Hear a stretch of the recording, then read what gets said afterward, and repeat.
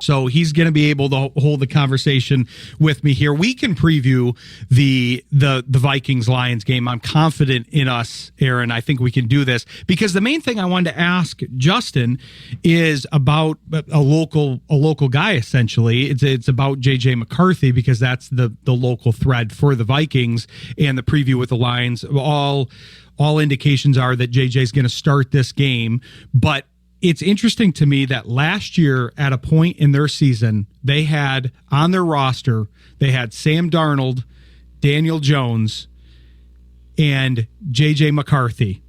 And they ended up with basically none of them starting for most of the season here. Daniel Jones goes off and is basically the story of the NFL here, playing for the Colts. He's only got one loss. And then you also have Darnold going off and playing well in Seattle. I get letting him leave because that contract was probably going to be expensive, but I don't understand why they let Daniel Jones go, because I felt like that was going to be a nice compliment, an experienced guy that if you needed to throw somebody in there, if JJ got hurt or was struggling, Jones would have been good. Instead, you've got the hollowed out husk of Carson Wentz, who's very injured and isn't really up to his old standards, but he's come in there and not done very well. So I'm curious how they ended up in this situation.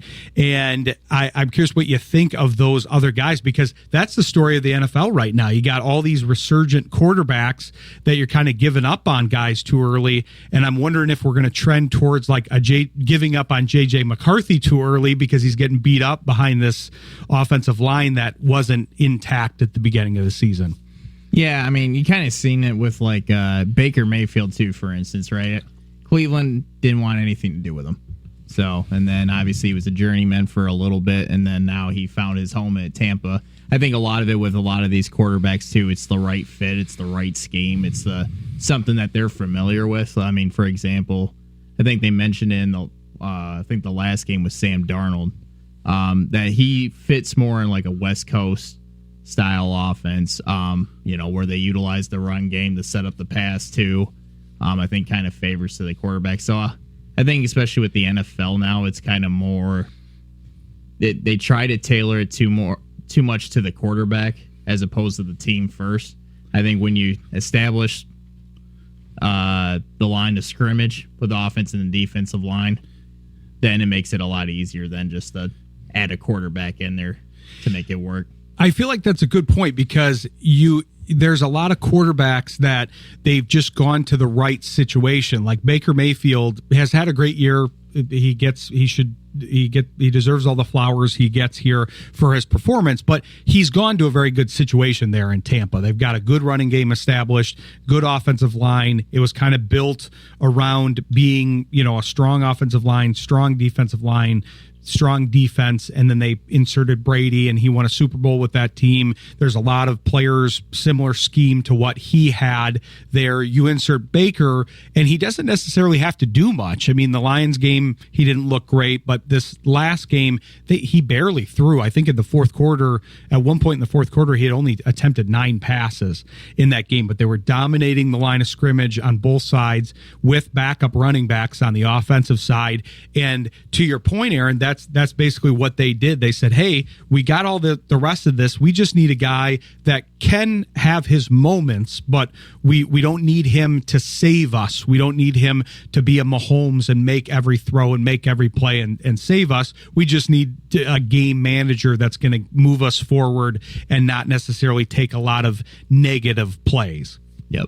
No, and I mean, honestly, you can even say the same thing. And for those that are Lions fans, don't hate me for saying this, but like for Jared Goff, for instance, too, I don't think he's one of those quarterbacks either that's going to like put the game on his shoulders. I think it's always been the run game first. Obviously, they built the offensive line. But I think in a lot of these situations, I think because we see, the passing offenses are what gets people in the stands. Everyone likes the quarterback who can throw 5-6 touchdown passes. Everyone likes the speedy wide receivers, but I think at the end of the day, and you're kind of seeing this now with this resurgence of establishing the run game first and then opening it up with the pass. I think it's a great point. I was going to make the same point with Goff, because one of the advantages with Goff as a whole, because we see this with some of the quarterbacks that have a lot of things that they're able to do. I'll use Caleb Williams as an example, since Ben Johnson moved over to Chicago, and it's gone fairly well. They're 4-3, but everybody was kind of salivating in Chicago at, hey, Ben Johnson's coming over. He's going to be able to coach Caleb Williams, and Caleb Williams can do everything that Jared Goff can do and more. That's kind of where the Chicago fans' heads were at. As Detroit fans in the Detroit market, we know that that's not necessarily the case. But I think one of the advantages for Goff is that we know he's not going to take off. We know he's not going to run unless it's just kind of a broken play and he's trying to get out what he can of it. He can, break a first down if he's got a wide open middle of the field kind of thing. But the fact that that's not an option for him, I think is helpful in some situations, because then you don't have the tree in your head. The decision tree doesn't include, okay, do I stand here or do I move? Because once you move, now you've changed the play into something totally different, and now you're throwing on the run. You're having to deal with that. What are these receivers' routes now? Because they're not running the original routes. They're done with that. Now are they coming back towards the quarterback? Have they broken off, and are they doing a post? And I think with Goff, it's somewhat of an advantage to say, hey, I'm going to try to manage this individual play best I can. I'm going to run through my route tree. I'm going to go through my progressions. And if the play's not there, I'm going to try to get out of the pocket and basically do most good, least harm. Throw the ball out of bounds, what have you. We had Eric Kramer on the show last week, and he was actually kind of harsh on Caleb Williams as a whole, because he was basically saying, like, hey, he sometimes forces the ball too much and tries to get too fancy with it, instead of just making the best play and identifying that receiver that he thinks is going to be open at the beginning of the play. Goff is very good at that, and that is a skill in the NFL. It's just a harder one to quantify, which is why he's even kind of lower ranked on PFF most of the time, because it's harder to quantify that versus some of these other flashier things that a Williams or a Mahomes can do. Yeah, and I think honestly too, like to that point, I think a lot of the times too, with the dual threat quarterbacks, at least, they're able to make the plays with their feet in college. NFL is a different game, and I think sometimes too, when you know that you don't have the legs to run, you're then able to trust your offensive line and stand in the pocket, and like you mentioned, go through your progressions. I think a lot of times, especially like Caleb Williams.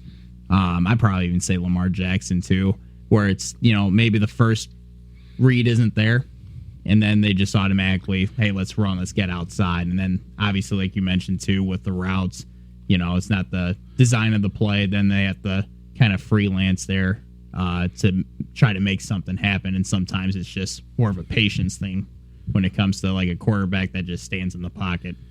Exactly. You got to survive in advance. You got to get to the next play. And to bring it back to the Vikings, since we're previewing that game, I feel like that's what happens with Carson Wentz. For an experienced quarterback, he's always looking to potentially run, and he really doesn't have the speed that he used to. He takes some massive hits when he gets out there.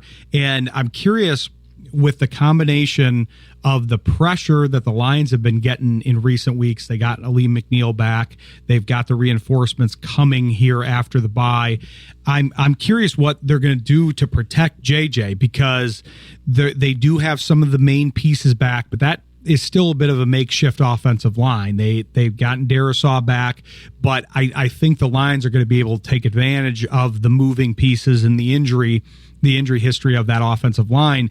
And if they can cave the pocket on JJ, I mean, he was taking some huge hits, because being a guy that is a little bit mobile, he's not a mobile quarterback. I would put him more in like the Baker Mayfield type category, where like he can run, he can get out of trouble, but he's not going to be a Lamar Jackson. He's not going to be one of these running quarterbacks.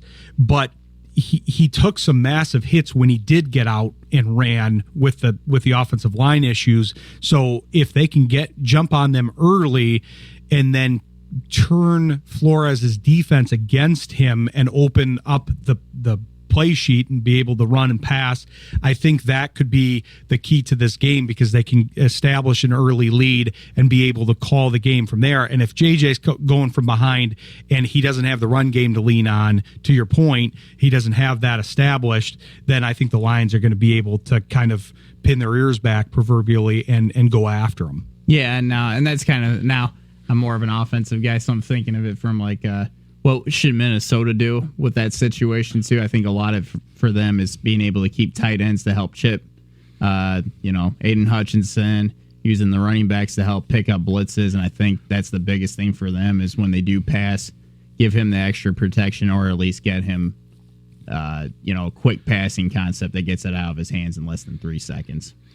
That's a great point, and it makes me think of the fact that with the Vikings, because we obviously know their tight end pretty well, their starting tight end is former Lions tight end TJ Hawkinson, and he wasn't always a huge fan of blocking when he was here in Detroit, so that kind of leans on some of the more blocking tight ends and then could change kind of the schematics of who they're throwing out there, the personnel, because if you're having to play Hawkinson less because you're keeping those blocking tight ends in, then your offense just lost a piece because that's going to be a key to defending the Vikings as a whole. They've got Jefferson, they've got Addison back now, they've got Hawkinson, they've got a lot of weapons. Aaron Jones is back to partner with Mason, so they finally have their whole host of offensive weapons for basically the first time this season because JJ's back.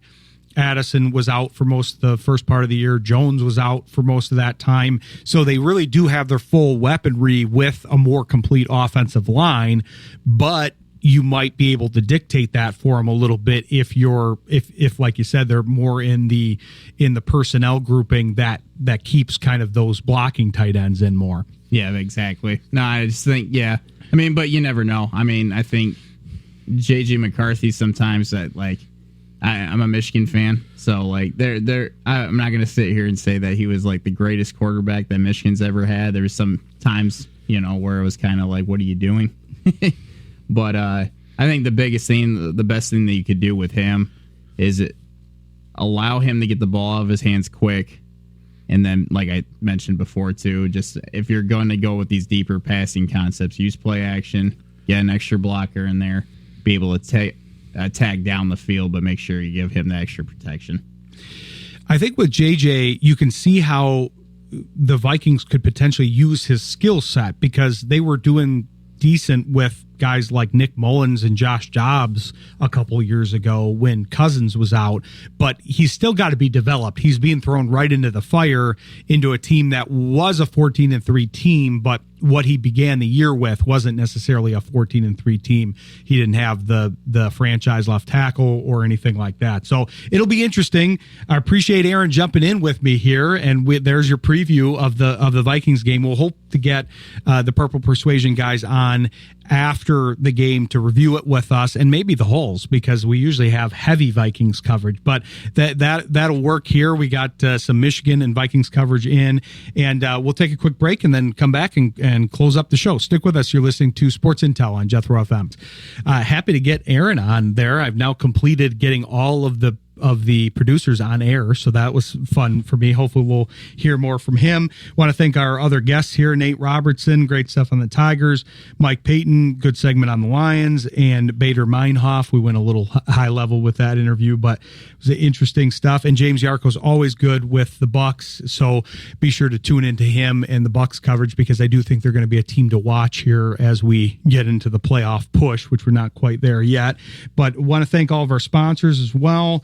Mary Freebed, Collectible Insurance Services, Eric Hall Aesthetic and General Dentistry, Calder Financial, Grand Management Group, Rydan Investments, Encore Business Group, Jim Hegland of JH Realty, and Williams Chiropractic. We'll probably have Dr. Williams on at some point, because the main thing that you have to keep in mind with this show is basically this is the last, not the last iteration, but we're going to switch the format of the show a little bit with the Shane Graham Extra Points show. debuting here next Thursday, November 6th, this show will become more of the rest of the sports in the news cycle here. We'll have more football coverage. Most of the football coverage between our two shows will be on the Shane Graham show because we'll use his expertise as a former NFL player and kicker, but we'll be discussing Red Wings, Pistons, baseball, Tigers, all of that stuff, sponsored content that's interesting content from our sponsors like Mary Freebed and Dr. Williams that will have interesting takes and input on looking at sports in a different way, adaptive sports. Dr. Williams deals with different treatments that help sports injuries, so we're going to talk to him about that. But be sure to tune into Sports Intel on Mondays for that coverage, and then the Shane Graham Extra Points show with Ryan Walsh on Thursdays, 7 to 9 for the football coverage. When there's a holiday or what have you, we may move a little football coverage back to Sports Intel, but we're glad to open it up to talk to our great Red Wings and Pistons pundits that we have in the rotation. So we'll be starting that basically next week here. So we're looking forward to that. Be sure to tune in to the Sports Project, 7 to 9 on Wednesday and 10 to 12 on Saturday. You might hear Aaron again on one of those shows. You got Mike Baruda also does the Polka Pops on Saturday. Be sure to tune in to both of our shows next week here because we'll be debuting Extra Points. I think Shane will be on the phone for part of that, and we'll talk to Jeremy Reisman and hopefully the Purple Persuasion folks. But until next week, stay informed and stay vigilant. Have a good week.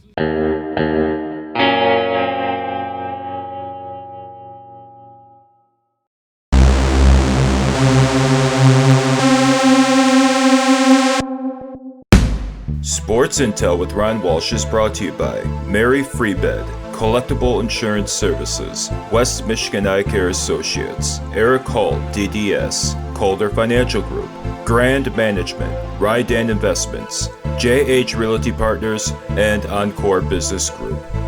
Sports Intel with Ryan Walsh airs live Monday nights, 7 p.m. Eastern on Jethro FM. Stay informed and stay vigilant.